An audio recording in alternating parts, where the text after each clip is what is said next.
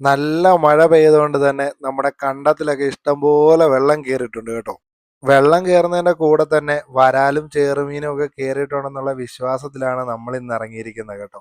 പക്ഷെ നമുക്ക് ഇറങ്ങിയപ്പോൾ തൊട്ട് നിരാശ മാത്രമേ ഉള്ളായിരുന്നു. ഇത്രയും നേരമായിട്ട് നമുക്കൊന്നും കിട്ടിയിട്ടില്ല. ഏതാണ്ട് അരമണിക്കൂറായിട്ട് നമ്മൾ കാസ്റ്റ് ചെയ്യുന്നുണ്ട്. നമ്മളിപ്പോ കണ്ട ഈ പാലത്തിന്റെ അപ്പുറത്തും ഇപ്പുറത്തും കണ്ടമാണ് കേട്ടോ. അപ്പൊ അപ്പുറത്തെ സൈഡിൽ നമ്മൾ ഇപ്പുറത്തെ സൈഡിലോട്ട് വന്ന് സൈഡ് ചേർന്നൊന്ന് കാസ്റ്റ് ചെയ്ത് നോക്കാന്ന് വിചാരിച്ചു. ഇവിടെ നമ്മുടെ ഫ്രോഗിനെ അവൻ അറ്റാക്ക് ചെയ്തെങ്കിലും പക്ഷെ നമുക്ക് അവനെ കരയ്ക്ക് കയറ്റാൻ പറ്റിയില്ല കേട്ടോ. രണ്ടു മൂന്ന് വട്ടം കൂടെ നമ്മളിവിടെ അടിച്ചു നോക്കി, പക്ഷെ ഒരു രക്ഷയില്ല, അവൻ ഇങ്ങോട്ട് വരുന്നില്ല.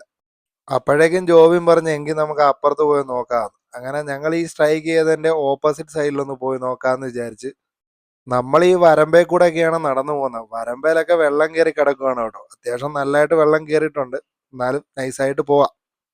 അങ്ങനെ നമ്മൾ ഇപ്പുറത്ത് വന്ന് കാസ്റ്റ് ചെയ്തപ്പോൾ ആദ്യം തന്നെ നമുക്കൊരു സ്ട്രൈക്ക് നല്ല രീതിയിൽ കിട്ടി. അങ്ങനെ നമ്മൾ ഒന്നുകൂടെ അവിടെ തന്നെ കാസ്റ്റ് ചെയ്തു. ആ കാസ്റ്റിങ് നല്ല ഒന്നാന്തരമായിട്ട് അവൻ കയറി പിടിക്കുകയും ചെയ്തു. നമ്മൾ അവനെ ഇങ്ങ് പൊക്കുവാണ് കേട്ടോ. ജോബിനെ അവൻ നന്നായിട്ട് കഷ്ടപ്പെടുത്തുന്നുണ്ട്. അന്നപ്പോൾ തന്നെ നമുക്ക് മനസ്സിലാക്കാം അവൻ അത്യാവശ്യം കുഴപ്പമില്ലാത്ത ഒരു ഐറ്റമാണ്. ചെറുക്കൻ എന്ത് സംഭവിച്ചാലും അവനെ വിടത്തില്ലെന്നും പറഞ്ഞ് തന്നെയാണ് വലിക്കണത് കേട്ടോ. നൈസായിട്ട് ഇനി ഇവനെ വലിച്ച് കരക്കടുപ്പിക്കണം. കരക്കടുപ്പിച്ചാലേ നമുക്ക് വലയിലോട്ട് മാറ്റാൻ പറ്റത്തുള്ളൂ. അത്യാവശ്യം നല്ല ഹുക്കിംഗ് ആയതുകൊണ്ട് തന്നെ പുള്ളിക്ക് പോകാൻ ഒരു ചാൻസും ഇല്ല. എന്തായാലും കുറച്ച് കഷ്ടപ്പെട്ടിട്ടാണെങ്കിലും ജോബിന് അവനെ വലിച്ച ഒരു വിധത്തിൽ കരയിൽ കയറ്റുക. അത്യാവശ്യം നല്ല സൈസുള്ള ഒരു നാടൻ വരാലിനെയാണ് കേട്ടോ നമുക്ക് കിട്ടിയത്. ഇപ്പം നമ്മുടെ നാട്ടിലൊക്കെ നാടൻ വരാല് വളരെ കുറവാണ്. ചെറുക്കൻ കുറച്ച് കഷ്ടപ്പെട്ടിട്ടാണേലും അവന്റെ ഹുക്ക് ഊരി അവനെ നൈസായിട്ട് വലയ്ക്കകത്താക്കി കേട്ടോ.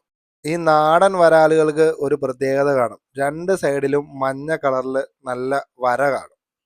ഞാൻ കൂടുതലായിട്ടും അങ്ങനെയാണ് കേട്ടോ നാടൻ വരാലാണോ എന്ന് മനസ്സിലാക്കുന്നത്.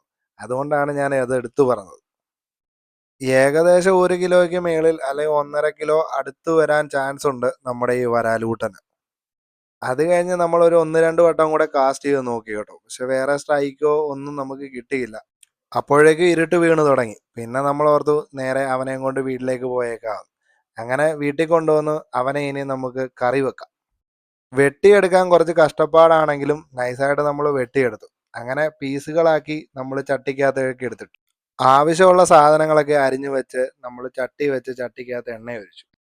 എണ്ണ ചൂടായാൽ ഉടനെ തന്നെ കടുകിടുക. കടുകിന് പുറകെ ഉലുവ ഇടുക. ഉലുവയുടെ പുറകെ നമ്മൾ നേരെ കറിവേപ്പില. കൂട്ടത്തിൽ തന്നെ നമ്മൾ അരിഞ്ഞു വെച്ചിരിക്കുന്ന ഇഞ്ചി, വെളുത്തുള്ളി, പച്ചമുളക് ലോ ഫ്ലെയിമിൽ വെച്ചിട്ട് നല്ലതായിട്ട് അങ്ങോട്ട് ഇളക്കി കൊടുക്കുക. ഇളക്കി കൊടുത്ത് അവന്മാർ ചെറിയ ബ്രൗൺ ആകുമ്പോൾ നമ്മൾ ആവശ്യമുള്ള ഉള്ളി കൂടി ഇട്ട് കൊടുക്കുക. ഉള്ളി ഇട്ട് കൊടുത്തതിൻ്റെ പുറകെ വെളുത്തുള്ളി, ഇഞ്ചി, കുരുമുളക് പേസ്റ്റ് ആക്കി വെച്ചിട്ടുണ്ടായിരുന്നു, അതുകൂടി ഇട്ട് കൊടുക്കുക. അത്യാവശ്യം ബ്രൗൺ ആകുമ്പോൾ മുളക് പൊടി, മല്ലിപ്പൊടി, മഞ്ഞൾപ്പൊടി എന്നിവ ഇട്ട് കൊടുക്കുക. അതിൻ്റെ പുറകെ നമ്മൾ ശകലം ഉലുവ പൊടി കൂടെ ഇട്ട് കൊടുത്ത് നന്നായിട്ട് മസാല മൂപ്പിച്ചെടുക്കുക. മസാല നന്നായിട്ട് മൂത്ത് കഴിയുമ്പോൾ നമ്മൾ പുളി വെള്ളം ഒഴിക്കുക. കൂടെ ആവശ്യത്തിന് വെള്ളം ഒഴിച്ച് നമ്മൾ നന്നായിട്ട് തിളയ്ക്കുന്നിടം വരെ വെയിറ്റ് ചെയ്യണം. കൂടെ കുറച്ച് ഉപ്പുകൂടി ഇടണം കേട്ടോ. നന്നായിട്ട് തിളച്ച് കഴിയുമ്പോൾ നമ്മൾ അരിഞ്ഞു വെച്ചിരിക്കുന്ന നമ്മുടെ വരാലിൻ്റെ പീസുകൾ എടുത്ത് ഇതിലേക്ക് ഇട്ട് കൊടുക്കുക. പീസുകളെല്ലാം നന്നായിട്ട് ഈ ചാറിനകത്ത് മുങ്ങിക്കിടക്കണം കേട്ടോ. അതിനുശേഷം നമ്മളൊരു കരിവേപ്പില ഇട്ട് അടച്ചു വെക്കുക. ഒരു 15 മിനിറ്റ് കൂടെ വേവിച്ച് കഴിഞ്ഞാൽ നമ്മുടെ വരാൽ കറി റെഡിയായി.